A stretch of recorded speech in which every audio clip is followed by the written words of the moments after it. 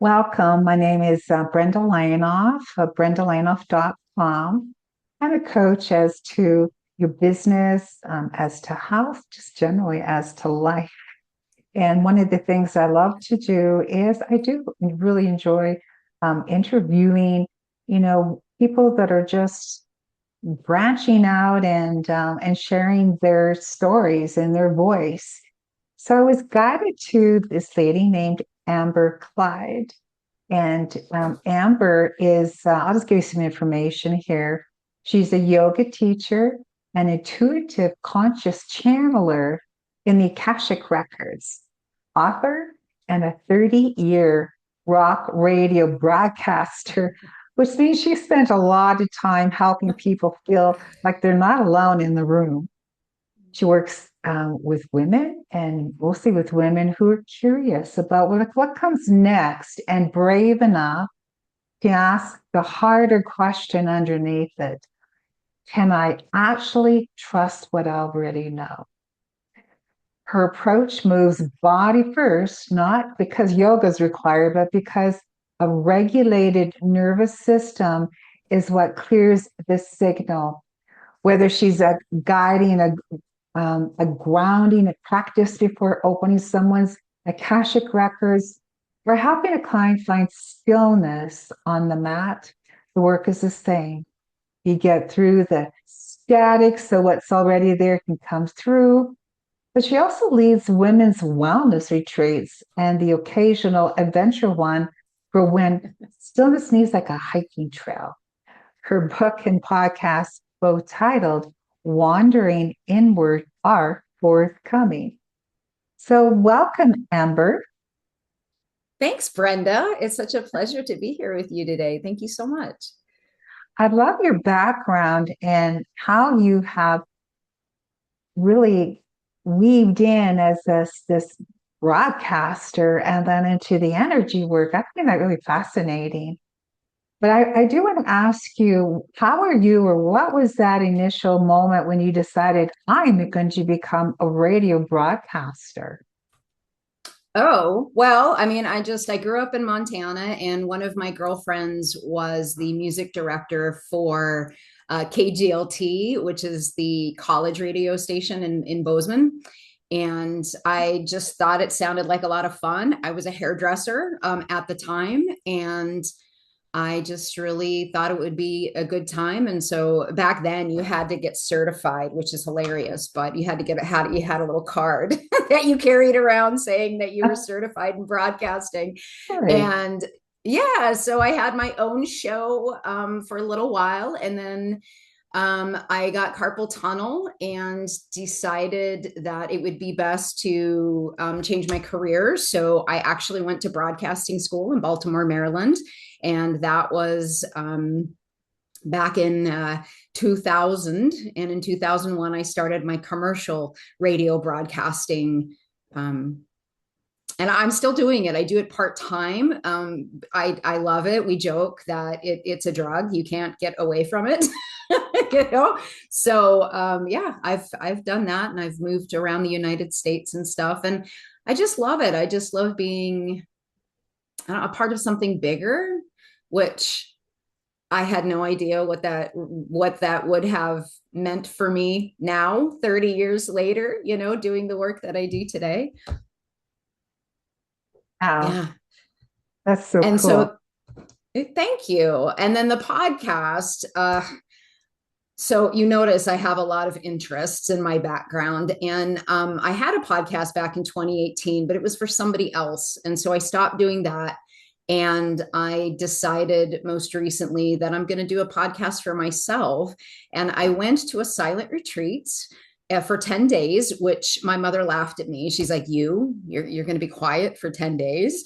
And it literally shifted everything for me. And all of the fear that I had around putting a podcast out there, because there's so many podcasts out there, and I think part of it was just the professionalism. I wanted that because I hear so many podcasts out there that just aren't at a professional level. It's just like people out there just yammering.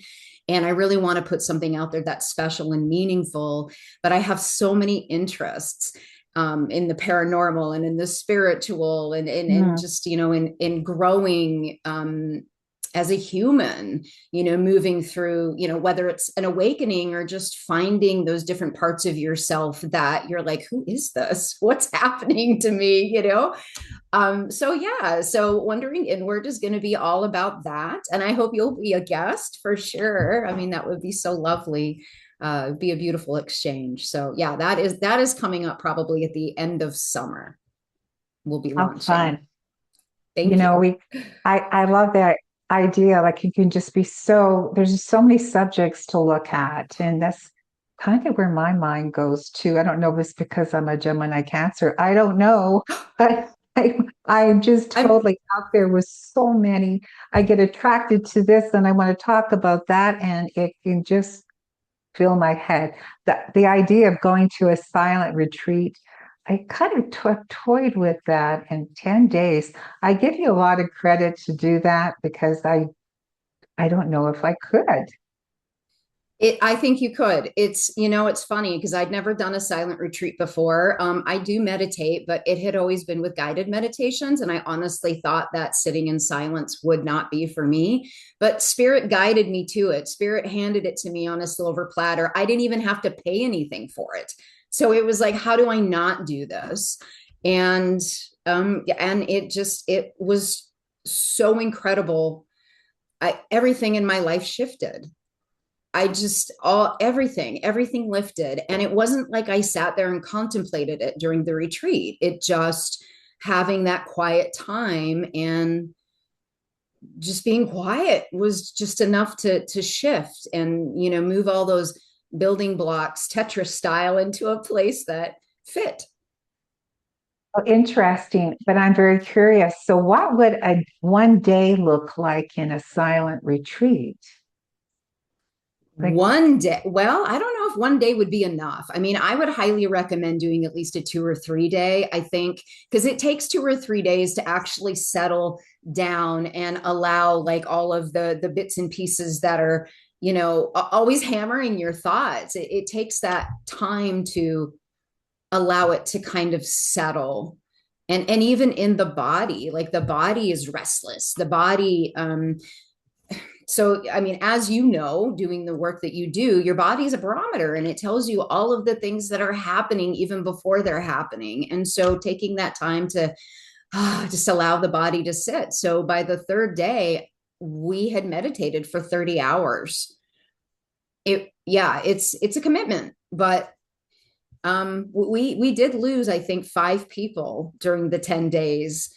But yeah, man, I made a commitment and I made it through, and it was one of the bonuses was the food. The food was astounding.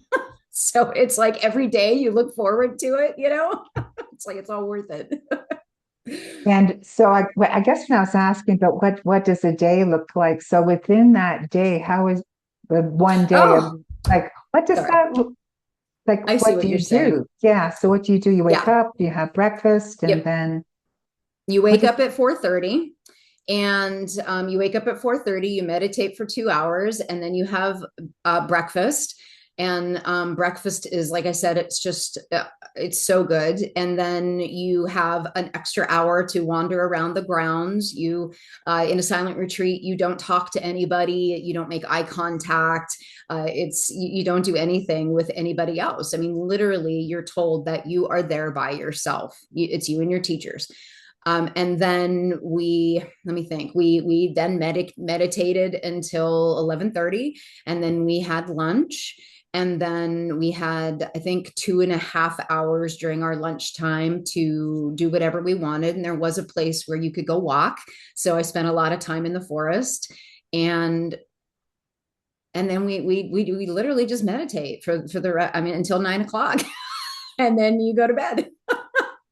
I mean, you have wow. breaks in between, but and there are times when you can meditate in your room. You can choose to do that, or you can choose to meditate in the hall. There are 4 hours that you have to be in the hall to meditate, but the rest of the time you can take for quiet contemplation on your own. And yeah, it was lovely. It was where I went was in Jessup, Georgia, and it was a beautiful Hmm. setting. I don't know. I mean, I went in May, so I don't know if I'd go anytime during the summer just because it was so hot even then. But yeah, there's a couple of different centers. Vipassana Dhamma Patata is the name of the center, and they're all by donation. Or you can do save a work. So you can come back another time once you've gone through your first 10 day and you can do save a work and work in the kitchen or, do whatever it is that they need. Amazing. I, Yeah. st- I still don't know if I could do the 10 days, but I appreciate the fact that you did because you're not listening to any audio and like there's no listening to music, nothing. No, and you're not even allowed to write. Wow. Yeah, so you can't journal. There's nothing to do but be with yourself or go outside, sleep at night. But Hmm. it really just becomes, after the initial shock, it becomes just a gift. Hmm. Because in everyday life, I mean, what are the odds? You can't do that in everyday life. I mean, unless you spend the day out camping or something like that. But, Okay. Well, and I think then, it's sorry, I think it's a good preparation actually for concerns that we have happening today. If you just yeah. logically, if, for example, I don't know, you don't have any electricity for the day, and so you can't get on internet. And Yeah. then I'm sensing more making that on a spiritual level, those conversations with God, just like let's talk, and what messages Mm, come through. So I think it sounds like that would be a very beneficial way, and well, in so many ways, but yeah. um, yeah, I feel And like this is a preparation for me when you said that, Amber. I love that. Well, there was Hmm. also, and I forgot to mention, every day there was 2 hours of like teachings. Um, and it, like that is a beautiful preparation for life. And it's a long, it's just along the lines of being a good person and taking good care of yourself. I mean, it was a really beautiful experience. And I joked when I got back, I was like, there are three things that I would recommend people do. And one of them is take a silent retreat. The other one is do a yoga YTT training, a yoga teacher training. Not to teach. You don't have to take it to teach. I wasn't going to teach, but I found it so profound that I wanted to share it with people.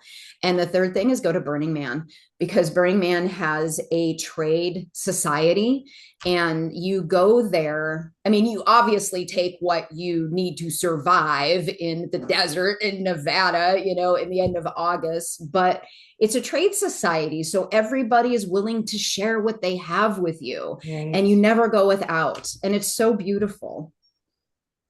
That is that, and again, Yeah. I feel like it's all what we know. It's I think that history's in our DNA, those memories of Mm-hmm. what we already know, and it's just been so loud and so much noise, and I'm very much caught up in it as well. I mean, I am things have Yeah. to change. This constant, scanning and I'm my earbuds in like a lot of the day, so things have to change and calm down. And the thing is, Yeah. when you know all this energy work, but it's a matter of applying it and doing it and making it practice. So I think I'm going For to take up sure. some of your advice and even on my own, just put aside those 2 hours a day. And now that we Mm. have summer has arrived, getting out for more of that nature walks. And, Yeah. in my part of the world, this little piece of Canada, we've had this little area, a lot of rain. So it's been very kind of wonky weather, rain and then hot and rain. It's like, what are you Yeah. doing? And then the fires and like whatever. But so taking those times during the day of just, okay, now let's get out, let's do the walks and getting that getting grounded and with your Yeah. little garden or whatever. But that really does Mm. obviously really, really help. Now, you mentioned Akashic Records. So, for Mhm. people that do not know about Akashic Records, can you just let people know what is Akashic Records? Yeah. So it is where all of your soul's records from its inception are kept. So when I take people into the Akashic Records, and I'll start by saying it's different for everybody.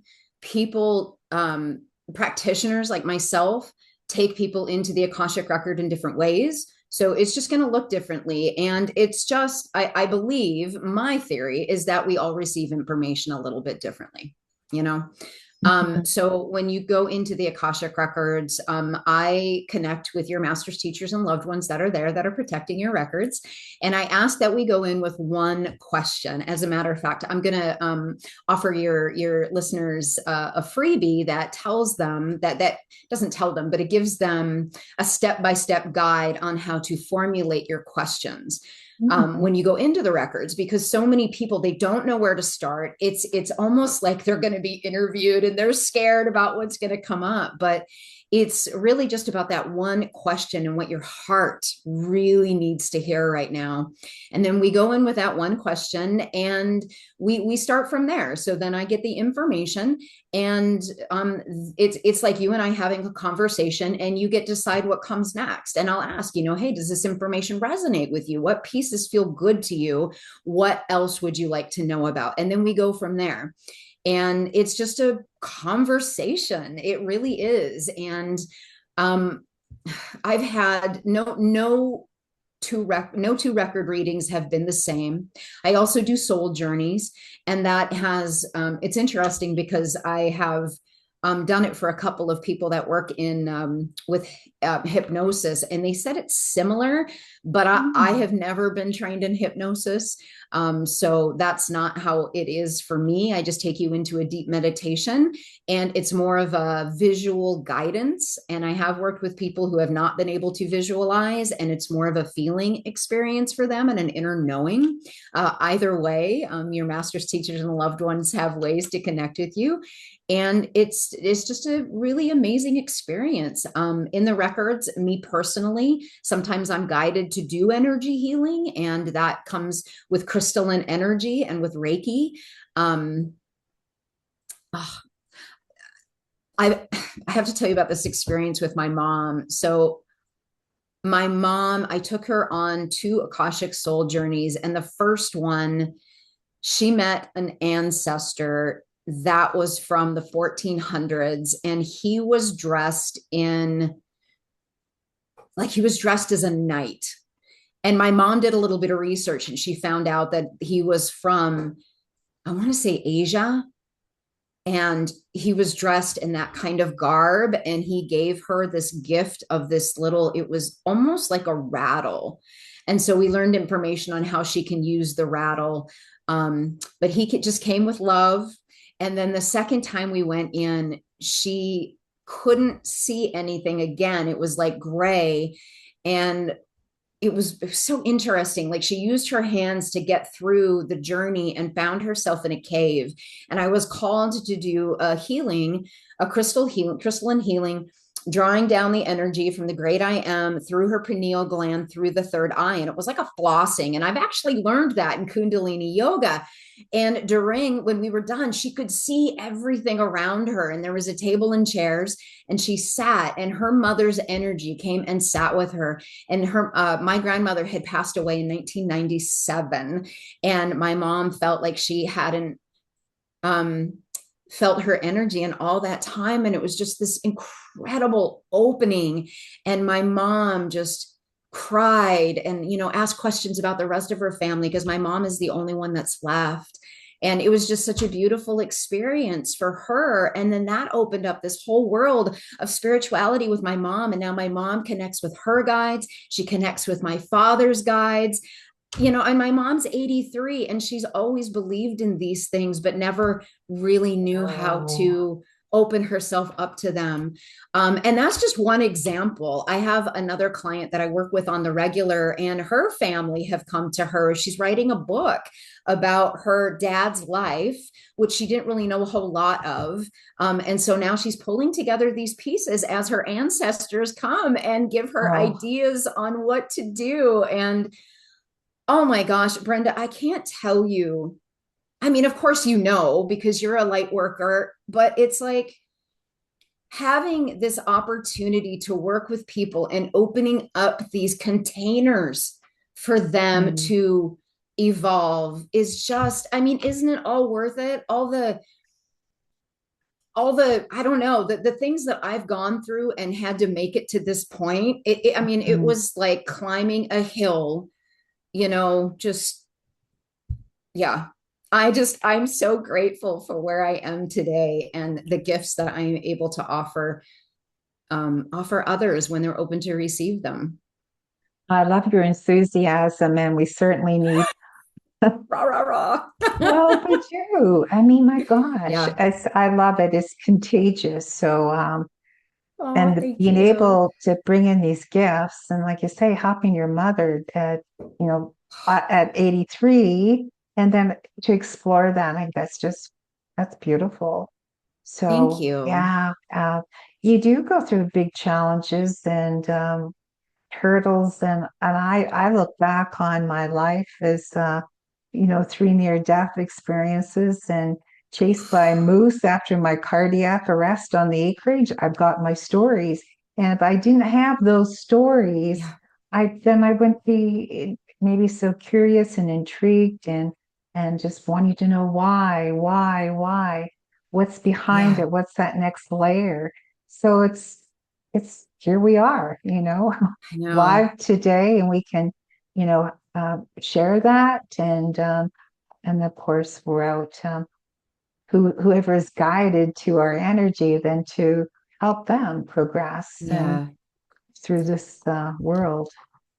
I feel like your moose story in kind of a way is like my silent retreat. It's like right after you had your surgery, you're like, I'm not going to take this anymore. Like this is, Oh, how this dare is you? me moving forward. Yeah. How dare you charge me? I just had a cardiac arrest. And Yeah. I just got home, and how dare you? Who do you think you are? So, yes, Yeah. it was interesting. It comes to you, and it's like, Yeah. whoa.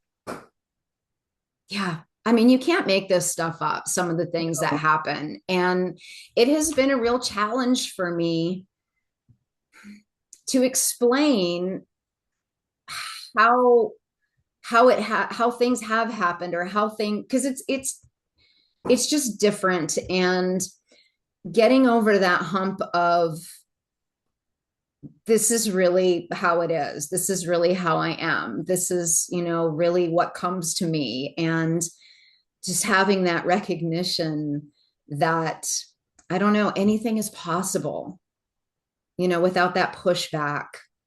It's a real challenge to get to that space, and every day there are other little challenges that we get faced with, doing the work that we do and stuff that, makes us kind of think, but I feel my earbuds keep falling out. I think that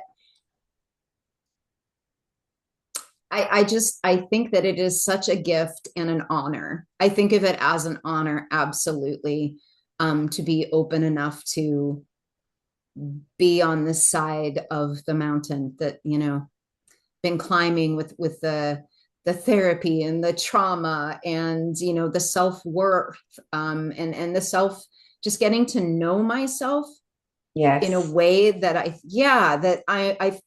like I finally feel comfortable in my own darn skin. It took decades, right. but that's part of the work. And not having to apologize for who you are. That's been Yes. the really big one for me, and it's only been Mm. recently.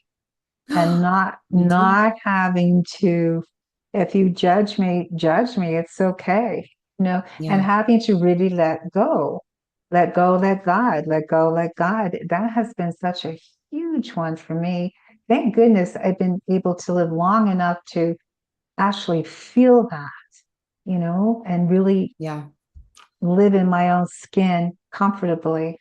But yeah, like you say, it's been a journey. Everybody has their journey. It's not definitely a victim story. It's just the truth. No, And it molds us for who we are.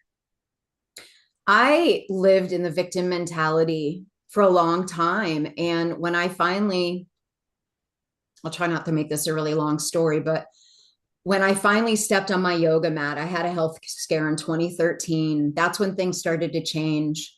Yoga taught me compassion, it taught me empathy with myself first. And I believe this is where it has to start. It has to start in the body. And this is where like the whole nervous system comes in. When you start to understand what your body is telling you, you can then make the right decisions to move forward rather than acting in um, oh, what do you call it? Without not acting like with a conscious response, but being angry or, having that defense mechanism kick in, you can really feel into your body and be like, okay, let me breathe on this for a second. Let me think about this for a minute. If I say something really vicious, what are the consequences? Hmm. And I taught women for a little while on how to show up with their boundaries because that Yes, has to be part of it. And it's not like, absolutely. yeah. And it's not like you're telling somebody, I mean, unless you have to, like, I don't want anything to do with you anymore. It is really taking care of yourself and understanding that your cup needs to be filled, not because you're selfish, but because it's healthy. Exactly. Yeah, And women, I think a lot of the times we haven't been encouraged to have boundaries. not at all. And when you do stand up, especially coming out of corporate, like I worked in a pretty well male dominated corporate Me world too. for decades. And Yeah. it was very confusing, like, don't speak too loudly, or, like there's all these underlying judgments. And Yep. yeah, it was very tricky. It'd be interesting to have worked in maybe a more female dominated industry. I don't know what that is. But in Well, any ways, when I was a hairdresser, that was my experience, and it was catty. It was so well, catty. catty, yes, I believe that. Yeah. I mean, not that it wasn't fun, but back then it Right, was like, I don't know, it would be different for me now. I mean, having the boundaries that I do and right, the self awareness. I mean, everything would be different, if I right. had that awareness back in the day. And in broadcasting, even, I was very well known in my community. And it was tough because I was the company that I worked for was owned by a Mormon.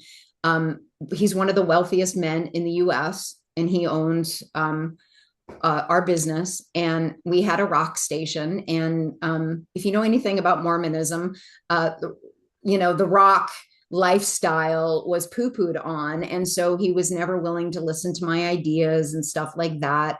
And when I finally chose to leave and when I moved to North Carolina, um, and a man took over my position whom I love, everything that I ever wanted to do was handed to him.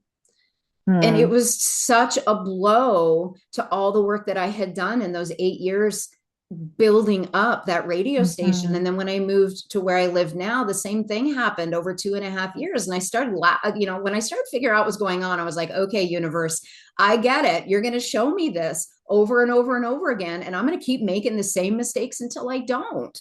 And so I finally stepped down from my role as someone who actually like took care of the radio station, and I'm part-time now. It gives me a lot of freedom and I don't have the headaches, but I understood that in a male dominated industry, I'm not going to get ahead. I'm not going to get paid. Yeah. I'm not going to get, the even though I worked so hard, I'm not going to get what I need, and I'm not going to get that Mhm. fulfillment, so I wanted to be fulfilled, and that's And the being difference. Yeah, and what you're doing is just so many aspects and just allowing yourself to that creativity and Yes. intuitiveness and where you can be an empath and then just build on being an empath.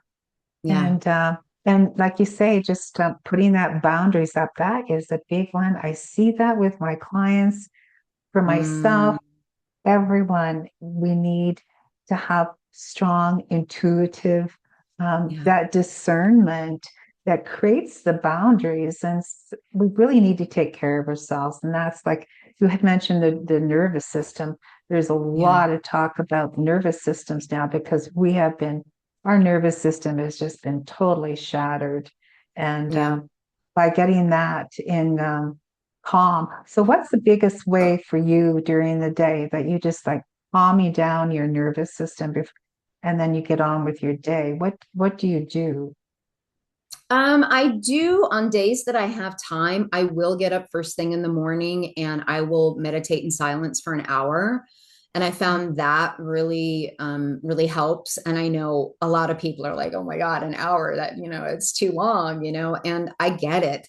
When I first started doing that after I got back from the silent retreat, I thought, my God, it's just gonna, because morning's my time. That's when I do my exercise and my yoga and I have my coffee.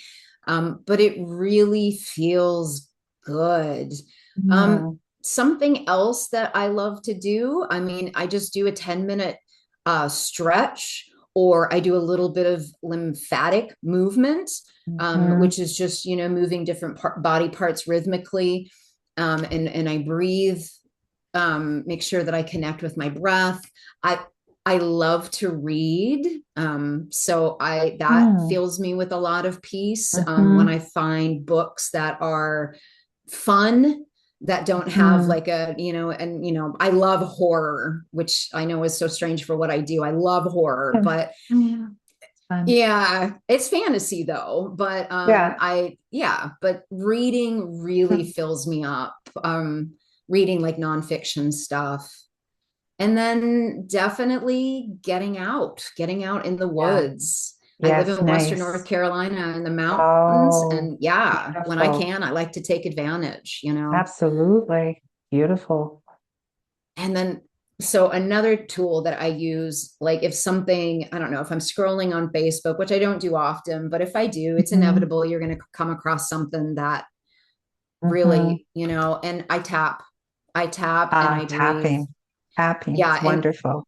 yes. And it's insane. It just, the anxiety It goes does. away. Yeah. I Yeah, love and it. It's a tapping has beautiful been tool. around for decades now, and yeah, and it's something that I think is quite more acceptable, and because you're working with your nervous system, so that Yeah. EFT and tapping used in schools, yeah, I think even I think I had heard like for paramedics, they can go like this and start tapping under the nose.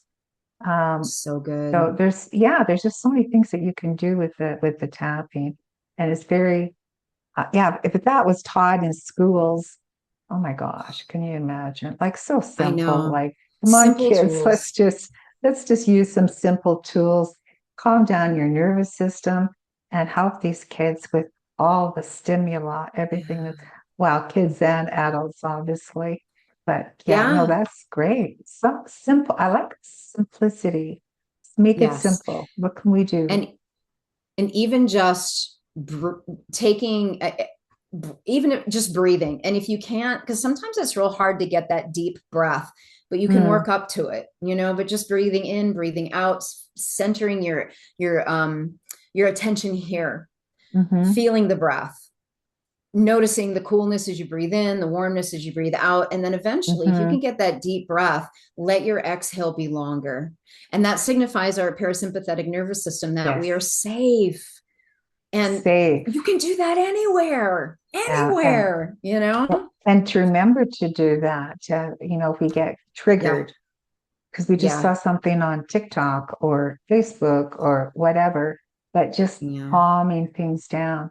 So excellent. And just so many simple tools that can be taught and shared, and doesn't have to be these lengthy, whatever meditations, just calming things down. Like that is so important. Even Yeah. more so now, because like you said, that fight and flight. And So I think it'd be Yeah. wonderful. You had mentioned earlier that you have some special that you're going to offer for the listeners. So what is that one time thing that you had mentioned again? So it is how to frame your questions in the Akashic Records so that you can Okay. receive clear guidance. Um, so many people come to me with a list of 10 questions, or they'll just simply, write me when they're filling Right. out the form and just say, I don't know where to start. Like, I have so many questions. So the thing is, it's not a one-off getting into your Akashic Records. You can really, No, do no. it anytime. And once you make that connection with your spirits, if you haven't already, they're always there. Hmm. So it's just a matter of, learning how to connect with them again. And that's what my forthcoming book is all about, The Wandering Inward. It's about Awesome. coming to mindfulness and then opening up into intuitiveness. But the Akashic Records, the guide tells you what the records are, tells you what they're not, how to shape your questions, what not to ask. And it also gives you a step by step guide on how to connect with what you really want to know. Because there are a lot of times when people don't want to know the answers, but they do. True. you True. know That's so true. and That's funny. your yeah and your master's teacher is master's teachers and loved ones. They are going to give you nothing but Mm, love. They're not going to give you bad news. They're not going to tell you you're doing something wrong, and they're going to tell you what is for your best and highest good in the moment, which is it's such great information, because so many times we get stuck in the past or we get stuck into the future. mhm. We have to be here and now to get through that static. And it doesn't Exactly. it yeah, and the guide's not just for the Akashic Records. It would be even if somebody came to you, Brenda, for your work. It's Okay. helping them just get clear. So this is a guide then that you're Yes, referring to. Okay. it's 6 pages, but it's Oh, easy. wow. It's very easy to digest, and it's not something that you have to, work through days on end. I mean, it's Awesome. just step by step, and hopefully people will enjoy reading it. I sure had a lot of fun putting it together with my guides. So Excellent. So yeah, how do people, and I see you have a newsletter, Awaken Your Inner Compass. Now you have so many yes. things. So how, for people I'm wanting also a to get, Gemini, FYI. oh, are you? I was kind of I wondering. am, I with didn't an know that. Aquarius And moon. Yep, and a Leo rising. well, isn't that interesting? Oh, Yeah. well, kind of makes sense. So what's the best way then to receive this information, this 6-page guide and Yeah. etc. So So go ahead, please, and just share your contact information. you can go to my website, which is just my name, amberclyde.com. Yeah. And on the about page is the sign up. So you'll sign up for my newsletter, and that is how you'll get my guide. And if what I offer is not what you Right. want, I mean, unsubscribe. But that's, if you're Right. curious about the guide, I just want it to Mhm. help you, and it'll help you in other aspects of your life too. But I usually just send out 2 emails a month, and I talk about, the Akashic Records and Okay. mindfulness and intuitive things. And I do have a retreat coming up in September too that you can learn about on my Mm. website, and that's for building your intuition as well. It's to connect with Mhm. other like-minded women who want to learn how their intuitive hits are coming to them, and how they can learn to grow that. And we'll start with yoga, because it is my belief it's body first, and then we Yes, move from there. So yeah, it makes it's going to be sense. amazing. Yeah. Body first.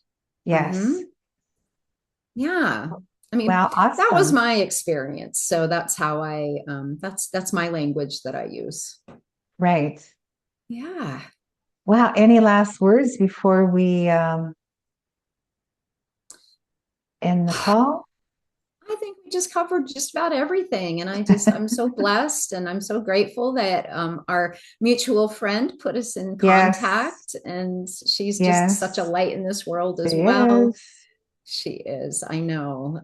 But thank you for your time, Brenda. Thank you so Well, much.